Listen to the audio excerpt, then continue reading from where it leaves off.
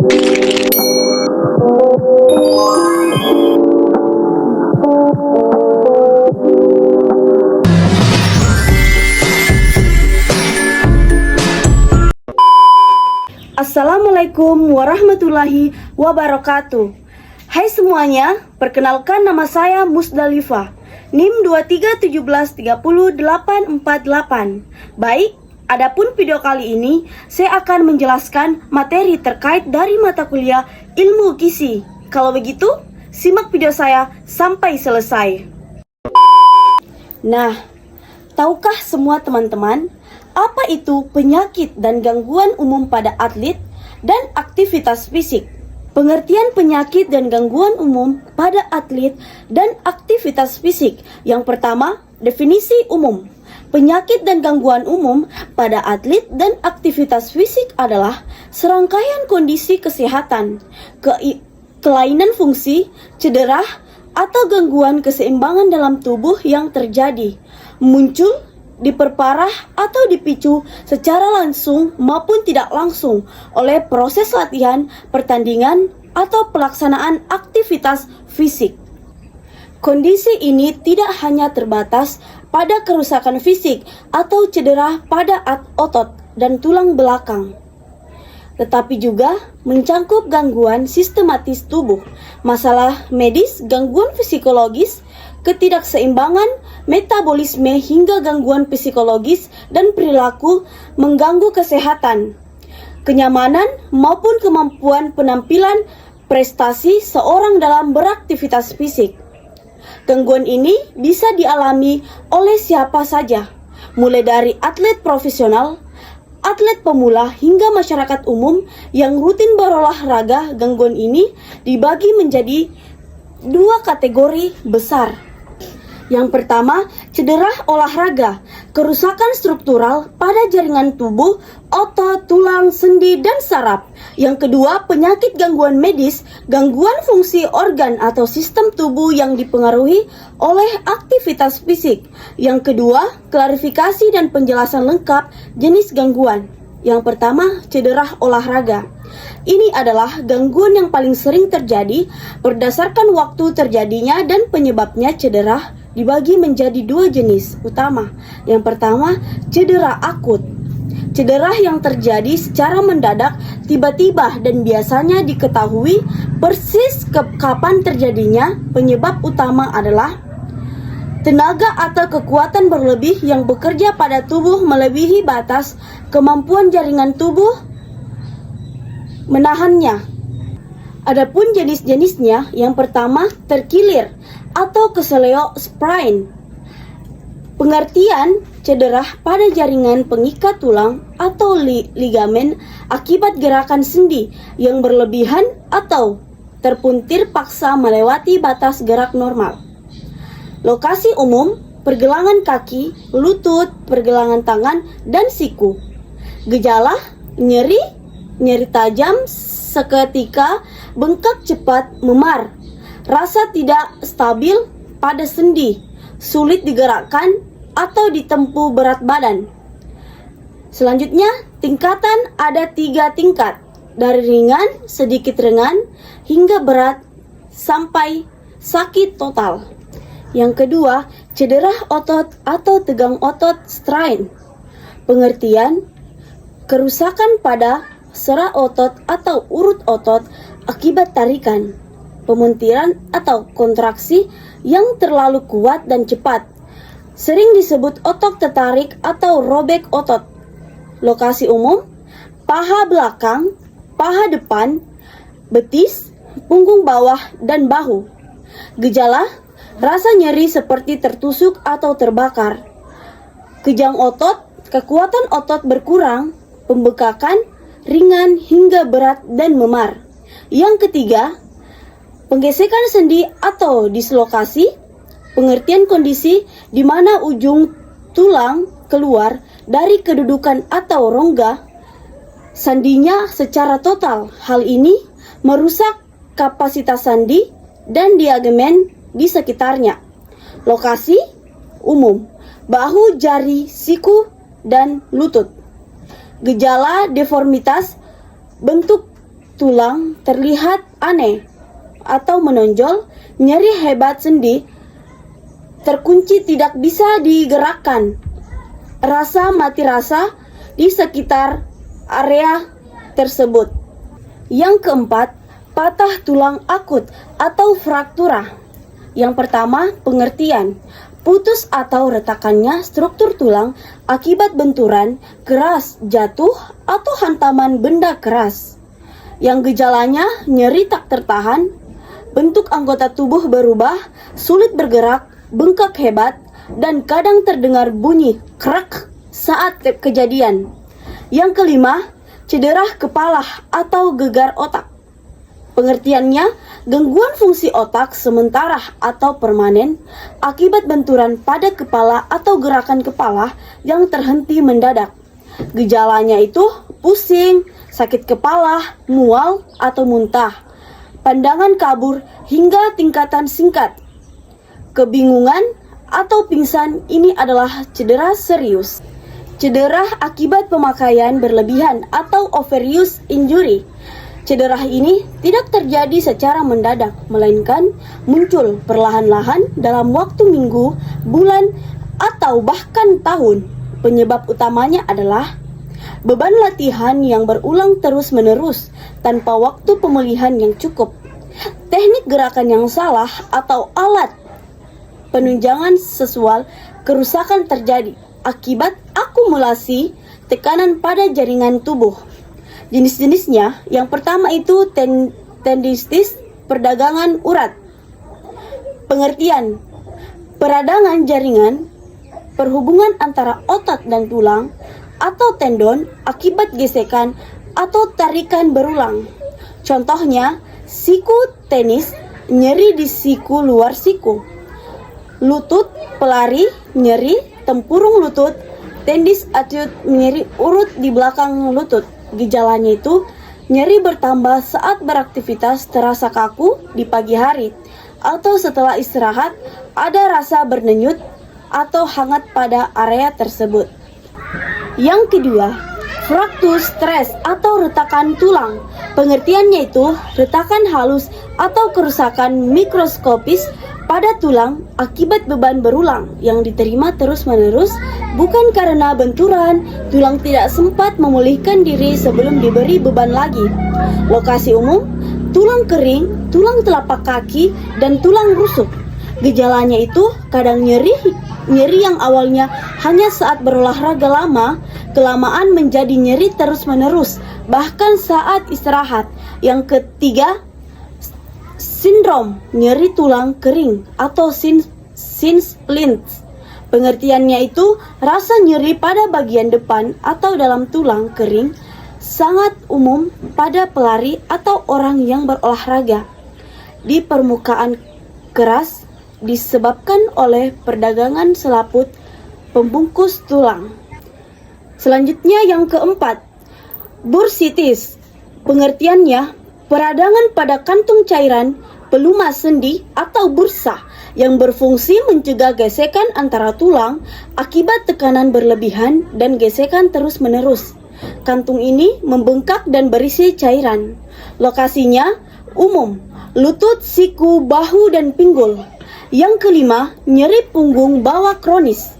Sering terjadi karena teknik mengangkat beban yang salah, otot perut yang lemah, atau posisi tubuh yang buruk saat bergerak berulang kali. Selanjutnya, penyakit dan gangguan medis atau fisiologis. Selain cedera fisik, aktivitas fisik yang berlebihan, kurangnya penyesuaian diri atau kondisi lingkungan tertentu dapat menyebabkan gangguan pada sistem kerja organ tubuh. Yang pertama, sindrom latihan berlebihan atau overtraining syndrome. Pengertian, kondisi di mana volume dan intensitas latihan terlalu tinggi namun tidak diimbangi dengan istirahat, tidur, dan asupan gizi yang cukup. Tubuh tidak mampu beradaptasi dan memulihkan diri, sehingga terjadi penurunan fungsi tubuh secara umum. Adapun gejalanya, kelelahan yang sangat berat dan menetap, penurunan drastis dalam kemampuan fisik dan prestasi, gangguan tidur, detak jantung istirahat meningkat, mudah marah, penurunan berat badan, dan daya tahan tubuh menurun sehingga mudah sakit atau sering flu dan demam. Yang kedua, gangguan akibat suhu lingkungan. Dehidrasi, kehilangan cairan tubuh, dan elektronik berlebih lewat keringat menyebab darah mengental. Kerja jantung berat, kelelahan cepat, kram otot, dan penurunan konsentrasi. Kram otot, konsentrasi otot yang kuat, mengakibatkan dan tidak disengaja akibat kekurangan cairan, kekurangan garam, mineral, atau natrium, kalsium, magnesium, atau kelelahan otot distrem. Kelelahan panas dan serangan panas, kondisi di mana tubuh gagal mengatur suhunya sendiri. Saat beraktivitas di cuaca panas, suhu tubuh naik drastis, kulit merah, kering atau basah, pusing, mual, hingga pingsan. Ini kondisi gawat darurat. Selanjutnya, hipotermia, penurunan suhu tubuh berlebihan saat beraktivitas di cuaca dingin atau basah, menyebabkan gemetar hebat, kebingungan, dan jantung bekerja tidak teratur. Yang ketiga, masalah pernafasan atau asma akibat olahraga. Pengertiannya itu penyempitan saluran napas yang terjadi 5-20 menit setelah mulai beraktivitas fisik atau sesaat setelah berhenti. Pemicunya biasanya udara dingin, kering, atau polusi. Gejala sesak napas, dada terasa berat atau tertekan, napas berbunyi, mengi, dan batuk kering. Yang keempat, gangguan metabolisme dan nutrisi. Anemia atlet, penurunan kadar zat besi dan dalam darah akibat ketumbuhan tinggi namun asupan kurang atau akibat kerusakan sel darah merah saat bertumpah pada kaki, menyebabkan lemas, pucat, dan cepat lelah. Selanjutnya, triade atlet wanita, gabungan 3 gangguan serius, gangguan pola makan, menstruasi tidak teratur atau berhenti, kepadatan tulang menurun, osteoporosis sangat berbahaya bagi kesehatan jangka panjang. Hipoglikemia, kadar gula darah turun drastis saat latihan lama tanpa asupan energi. Tambahan, gejala gemetar, keringat dingin, lapar hebat, bingung hingga pingsan. Yang kelima, rhabdomyolysis, pengertian kerusakan sel otot yang parah akibat latihan yang terlalu berat, baru pertama kali, atau dehidrasi parah, isi sel otot masuk ke aliran darah dan bisa menyumbat ginjal. Gejala, urin berwarna seperti teh atau coklat tua, nyeri otot hebat, kelemahan otot. Ini kondisi berbahaya yang butuh penggunaan medis segera. Baik, adapun gangguan psikologis dan mental. Kesehatan mental adalah bagian tak terpisahkan dari kesehatan atlet. Tekanan latihan, target presentasi, dan kekuatan cedera memicu gangguan ini. Kecemasan bertanding, rasa gugup berlebih, hingga mengganggu koordinasi gerak, stres dan burnout, kehilangan semangat dan minat berolahraga sama sekali karena tekanan berlebih. Gangguan citra tubuh dan gangguan makanan, keinginan menurunkan berat badan atau mengubah bentuk tubuh secara tidak sehat demi prestasi. Ketakutan kembali cedera, rasa takut berlebihan setelah sembuh dari cedera, membuat gerakan menjadi kaku dan tidak percaya diri. Yang ketiga, faktor penyebab utama. Mengapa penyakit dan gangguan ini bisa terjadi? Ada beberapa faktor utama penyebabnya. Yang pertama, faktor latihan. Peningkatan beban atau intensitas latihan yang terlalu cepat. Hukum 10%, jangan naikkan beban lebih dari 10% per minggu. Yang kedua, kurang atau salah melakukan pemanasan dan pendinginan. Selanjutnya, teknik dan postur gerak yang salah. Selanjutnya, latihan tidak beragam, monoton, membebani bagian tubuh yang sama terus-menerus. Dan selanjutnya, kurang istirahat antar sesi latihan. Yang kedua, faktor individu. Yang pertama, kondisi fisik dan kebugaran yang belum memadai untuk beban yang dijalani. Selanjutnya, struktur anatomi tubuh yang kurang sempurna, misal kaki ratah atau kaki melengkung berlebih. Selanjutnya, usia, jenis kelamin, dan riwayat cedera sebelumnya. Selanjutnya, kekurangan gizi, cairan, atau tidur. Yang ketiga, faktor lingkungan dan sarana. Permukaan tempat latihan yang terlalu keras, tidak keratah atau licin. Cuaca yang sangat panas, dingin berangin, atau lembab.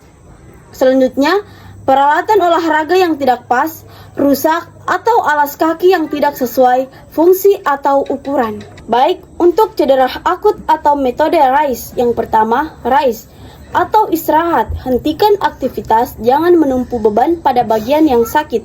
Yang kedua, ICE atau kompres es. Kompres dengan es batu, dilarutkan kain selama 15-20 menit setiap 2-3 jam untuk mengurangi bengkak dan nyeri. Yang ketiga, compression atau bebat. Balut dengan perban elastis untuk menahan pembengkakan, jangan terlalu kencang. Yang keempat, elevation atau angkat. Angkat bagian yang cedera lebih tinggi dari posisi jantung untuk melancarkan aliran darah. Balik untuk cedera akibat pemakaian berlebihan. Istirahat total atau modifikasi aktivitas berlebih ke olahraga yang tidak menyakitkan. Selanjutnya, fisioterapi dan latihan penguatan otot penyangga. Selanjutnya, perbaikan teknik gerakan dan peralatan. Selanjutnya, untuk gangguan medis.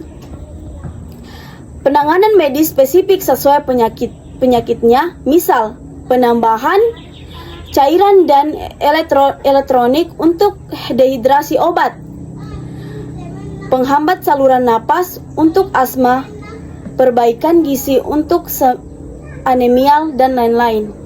Yang kelima, pentingnya pemahaman ini. Memahami pengertian dan jenis penyakit serta gangguan ini sangat penting agar atlet, pelatih, dan pengelola olahraga dapat yang pertama, mendeteksi dini, mengetahui gejala sejak awal agar tidak menjadi parah. Yang kedua, mencegah merancang program latihan yang ilmiah, bertahap, dan aman. Yang ketiga, menangani dengan benar, menghindari kesalahan penanganan yang bisa menyebabkan cacat tetap atau gangguan jangka panjang. Yang terakhir, memulihkan lebih cepat, kembali beraktivitas selama sembuh secara bertahap dan aman.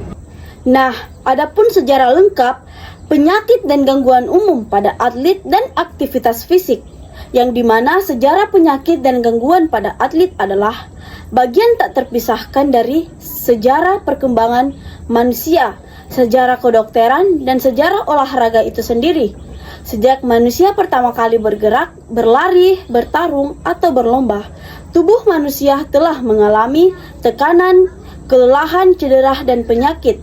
Perjalanan sejarah ini menunjukkan bagaimana pemahaman manusia berubah dari menganggap rasa sakit dan cedera sebagai takdir atau hukuman dewa, menjadi pemahaman ilmiah yang mendalam tentang anatomi, fisiologi, mekanik gerak, nutrisi, dan kesehatan mental. Baik, adapun perkembangan sejarah ini dibagi ke dalam 6 era besar dengan rincian penjelasan sebagai berikut. Yang pertama, era awal peradaban dan dunia kuno sebelum 776 SM sampai 476 Masehi. Awal pengamatan antara mitos, agama, dan awal ilmu pengetahuan. Pada masa ini, aktivitas fisik dilakukan, terutama untuk keperluan pertahanan hidup, berburu perang, dan upacara keagamaan. Olahraga belum menjadi hiburan, melainkan persiapan fisik. Cedera dan gangguan kesehatan yang terjadi dianggap sebagai risiko yang harus diterima, sering dikaitkan dengan kemarahan dewa atau nasib buruk. Namun, di era ini pula benih-benih pengetahuan medis pertama kali tumbuh. Selanjutnya, peradaban Mesir, Tiongkok, dan India kuno. Mesir kuno 3000 SM. Dari tulisan di papirus diketahui bahwa dokter Mesir sudah mengenal jenis-jenis cedera seperti keseleo, patah tulang, dan robekan otot. Mereka menggunakan tanaman obat Mereka menggunakan tanaman obat, minyak, dan pijatan untuk mengurangi nyeri pada prajurit atau pekerja fisik. Mereka menyadari bahwa aktivitas berat menyebabkan kelelahan dan nyeri sendi, namun belum membedakan antara atlet dan bekerja biasa. Adapun Tiongkok kuno, 2500 SM, berkembang ilmu pengobatan tradisional seperti akupunktur dan senam kesehatan Dao Yin. Mereka mencatat bahwa ketidakseimbangan energi tubuh akibat gerakan berlebih atau kurang gerak menyebabkan penyakit. Konsep yin dan yang diterapkan, latihan harus seimbang. Jika berlebih akan merusak tubuh. Ini adalah konsep awal dari apa yang sekarang kita kenal sebagai sindrom latihan berlebihan. Selanjutnya, India kuno. Dalam kitab Ayurveda dijelaskan bahwa olahraga memberikan kekuatan dan kesehatan, tetapi jika dilakukan berlebihan tanpa aturan akan menyebabkan penyakit, pencernaan, kelemahan, dan kerusakan tubuh. Adapun Yunani kuno dan Olimpiade kuno, 776 SM sampai 146 SM. Ini adalah titik balik terbesar dalam sejarah di Yunani. Tubuh yang kuat dan indah dijunjung tinggi, olahraga menjadi bagian sentral budaya, dan tempat latihan Kainasium menjadi pusat pendidikan dan diskusi ilmiah. Disinilah pemahaman tentang penyakit dan gangguan atlet mulai dipelajari secara sistematis. Selanjutnya, Herodotus, 484 SM, sering disebut sebagai bapak terapi fisik. Ia adalah seorang guru olahraga yang menjadi dokter. Ia adalah orang pertama yang secara jelas menyatakan bahwa gerakan fisik bisa menjadi penyebab penyakit, tapi juga bisa menjadi obat. Ia mengamati bahwa pelari sering sakit di kaki, petinju sering cedera tangan dan bahu, dan ia mulai mengajarkan teknik gerakan yang benar untuk mencegahnya. Adapun Hippocrates, 460 sampai 370 SM, bapak kedokteran modern. Ia menulis banyak catatan rinci mengenai gangguan pada orang yang beraktivitas fisik. Yang pertama, ia mendeskripsikan keseleo atau sprain sebagai cedera pada jaringan penghubung tulang. Selanjutnya, ia menjelaskan perbedaan antara patah tulang akibat benturan dan tekanan tulang akibat beban berulang. Selanjutnya, ia memperkenalkan prinsip latihan yang berlebihan sama berbahayanya dengan kurang bergerak. Ia sudah memahami konsep pemulihan dan istirahat. Selanjutnya, ia juga mencatat gangguan medis seperti sesak napas pada atlet dan masalah pencernaan akibat pola makan atlet yang berlebihan. Selanjutnya, Aristoteles dan Galenus melanjutkan penelitian anatomi. Galenus yang menjadi dokter bagi para gladiator memiliki pengalaman luas menangani cedera parah. Ia mengklarifikasikan cedera berdasarkan jenis kerusakan jaringan, otot, tulang, urat, atau syaraf. Ia mencatat bahwa cedera yang tidak diobati dengan benar bisa menyebabkan cacat seumur hidup. Jenis gangguan yang dikenal di era ini: patah tulang, luka terbuka, keseleo, robekan otot, kelelahan ekstrim, gangguan pencernaan, dan sesak napas. Penanganan dilakukan dengan pembalutan, namun herbal, pijat, mandi air panas atau dingin, dan diet khusus. Yang kedua, era abad pertengahan atau abad gelap, 476 Masehi sampai 1400 Masehi. Kemunduran ilmu pengetahuan dan pendanganan negatif terhadap tubuh. Setelah runtuhnya kekaisaran Romawi, terjadi kemunduran besar di Eropa. Pandangan agama saat itu mengajarkan bahwa memelihara tubuh dan menikmati aktivitas fisik adalah hal yang berdosa atau tidak penting. Olahraga dilarang atau dibatasi, kecuali untuk keperluan militer atau turnamen ksatria atau berburu. Adapun kondisi ilmu kedokteran, yang pertama, penelitian anatomi terhenti karena perbedahan jenazah dilarang. Pemahaman tentang bagaimana tubuh bekerja tidak berkembang selama hampir 1000 tahun. Yang kedua, cedera dan penyakit pada ksatria atau prajurit dianggap sebagai takdir Tuhan. Penanganan medis sangat minim. seringkali bergantungan pada doa, jimat, atau mantra. Luka kecil saja bisa berakibat fatal karena infeksi. Selanjutnya, konsep pencegahan penyakit hampir hilang sama sekali. Adapun kontribusi dunia Islam atau zaman keemasan Islam. Sementara Eropa mengalami kemunduran, ilmu pengetahuan berkembang pesat di dunia Islam. Tokoh-tokoh besar meneruskan warisan Yunani dan mengembangkannya lebih jauh. Yang pertama itu Ibnu Sina atau Avicenna 980 sampai 1137 Masehi. Dalam bukunya yang Mansyur al-Kannum fi Atib Kitab Manum Kedokteran, ia menulis bab khusus tentang olahraga. Ia menjelaskan secara rinci manfaat dan bahaya olahraga. Yang pertama, tanda-tanda tubuh sudah berolahraga berlebihan, gangguan keseimbangan. Selanjutnya, cara mengobati kelelahan otot dan nyeri sendi. Selanjutnya, ia menekankan bahwa olahraga adalah kunci utama menjaga kesehatan dan mencegah penyakit. Namun, harus disesuaikan dengan usia dan kondisi tubuh. Kebangkitan ilmu anatomi, memahami mengapa tubuh bisa sakit. Pada masa ini, semangat untuk mempelajari kembali alam dan manusia bangkit kembali. Larangan berbedah jenazah disebut, sehingga para ilmuwan mulai melihat secara langsung struktur otot, tulang, saraf, dan pembuluh darah. Ini adalah masa di mana penyebab penyakit dan cedera mulai dipahami secara mekanis, bukan lagi mistis. Adapun perkembangan anatomi dan mekanik gerak.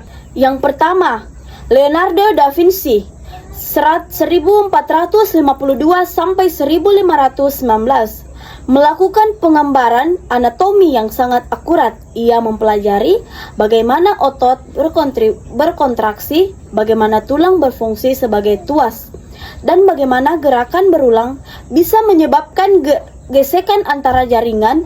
Ini menjadi dasar pemahaman mengapa gerakan yang sama dilakukan berulang kali bisa menimbulkan nyeri atau peradangan, cikal bakal cedera pemakaian berlebihan.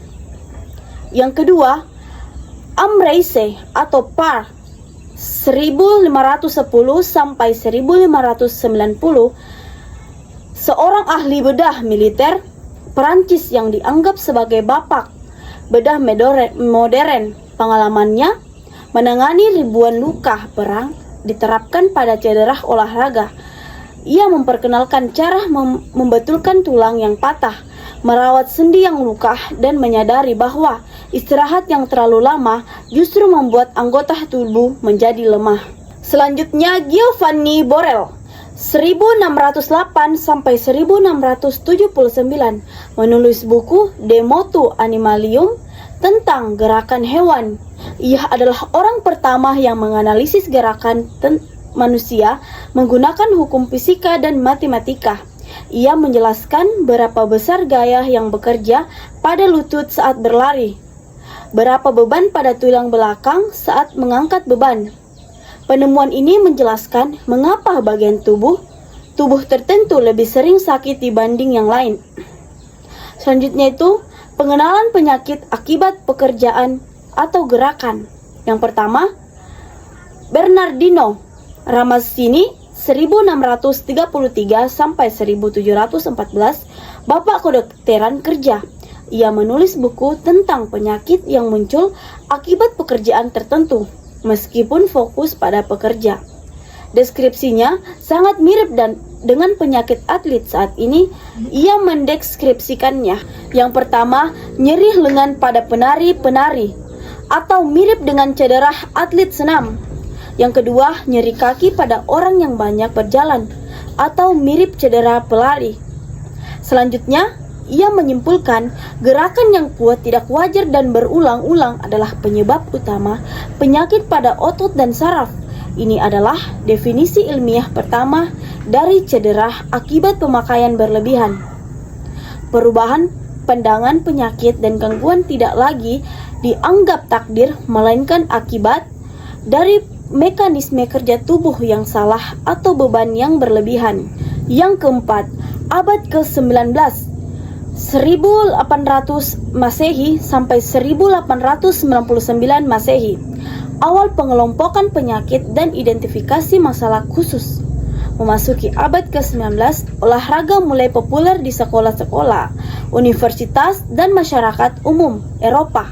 Jumlah orang yang berolahraga meningkat drastis, sehingga jumlah khusus cedera juga menonjol. Dokter mulai melihat pola yang jelas dan mulai mengelompokkan gangguan ini menjadi kategori medis. Adapun pengelolaan cedera akut versus kronis. Yang pertama, dokter mulai membedakan dan jenis masalah kesehatan yang berbeda sifatnya. Yang pertama, cedera akut terjadi mendadak karena kecelakaan, jatuh atau benturan, contoh patah tulang, keseleo parah. Yang kedua, cedera kronis terjadi perlahan, makin lama makin sakit, tidak ada peristiwa kejadian yang jelas, disebabkan oleh latihan terlalu lama dan sering istirahat medis, seperti peradangan urat, tenditis, mulai masuk kamus kedokteran. Selanjutnya, penemuan penyakit khusus. Yang pertama, fraktur stres ditemukan pada tahun 1855 saat dokter mengamati tentang yang berbaris jarak jauh. Tulang kaki mereka retak bukan karena jatuh, tapi karena beban berulang. Penemuan ini kemudian diterapkan pada pelari dan penari. Yang pertama, masalah pernapasan. Dokter mulai mencatat bahwa ada sekelompok orang yang sehari sehat saja, tapi mengalami sesak nafas hebat hanya saat berolahraga. Ini adalah deskripsi awal dari asma akibat olahraga. Yang selanjutnya, gangguan akibat suhu. Pada atlet, ini banyak atlet meninggal dunia saat lomba lari jarak jauh di cuaca panas. Dokter mulai meneliti hubungan antara panas tubuh, kering, dan kematian. Konsep dehidrasi dan kehilangan garam mineral mulai dipahami meski belum mendalam. Selanjutnya, Olimpiade modern 1896. Dihidupkannya kembali Olimpiade memberikan dorongan besar. Dunia sadar bahwa atlet adalah populasi khusus dengan kebutuhan kesehatan khusus. Namun pada masa ini, penanganan masih sangat sederhana. Istirahat total, kompres dingin, dan obat pereda nyeri. Yang kelima, awal hingga pertengahan abad ke-20 dari 1900 Masehi sampai 1970 Masehi. Kelahiran kedokteran olahraga sebagai ilmu resmi. Ini adalah era paling penting dalam sejarah. Perang Dunia I dan II memberikan dampak luar biasa pada kemajuan ilmu ini. Ribuan tentara harus direhabilitas agar bisa berjalan dan bergerak kembali. Teknik rehabilitas ini kemudian disempurnakan untuk diterapkan pada atlet. Adapun pendirian organisasi dan cabang ilmu. Yang pertama, 1912, Dr. Ernst Joki, seorang dokter asal Swedia, dianggap sebagai pendiri kedokteran olahraga modern. Ia melakukan penelitian mendalam tentang dampak fisiologis latihan pada jantung, paru-paru, dan otot. Ia menegaskan bahwa atlet bukan orang biasa, tubuh mereka beradaptasi secara berbeda. Selanjutnya, 1928 pada Olimpiade Amsterdam untuk pertama kalinya diadakan Kongres Dokter Olahraga Internasional. Di sini disepakati bahwa ada cabang ilmu khusus yang mempelajari kesehatan atlet. Selanjutnya, 1950 dibentuklah Federasi Kedokteran Olahraga Internasional atau FIMS. Ini menandakan bahwa penyakit dan gangguan atlet sudah memiliki standar ilmu pengetahuan, istilah medis, dan cara penanganan yang diakui dunia. Selanjutnya itu penemuan besar sindrom latihan berlebihan.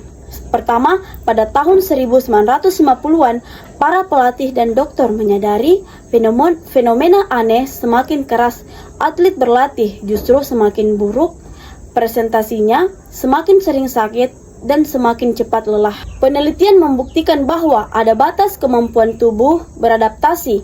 Jika latihan melewati batas itu tanpa istirahat, terjadi kerusakan sistematik pada seluruh tubuh, mulai dari hormon, sistem kekebalan tubuh, hingga otak. Didefinisikanlah sindrom latihan berlebihan atau overtraining. Sindrom sebagai penyakit medis resmi, bukan sekedar rasa lelah biasa. Selanjutnya, perkembangan penanganan. Yang pertama, dulu prinsipnya sakit sama dengan istirahat total. Berubah menjadi gerakan terkendali sama dengan penyembuhan lebih cepat. Konsep fisioterapi dan latihan pemulihan menjadi standar.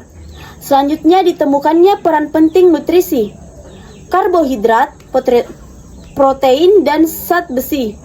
Anemia artel diidentifikasi sebagai masalah utama yang menurunkan performa fisik.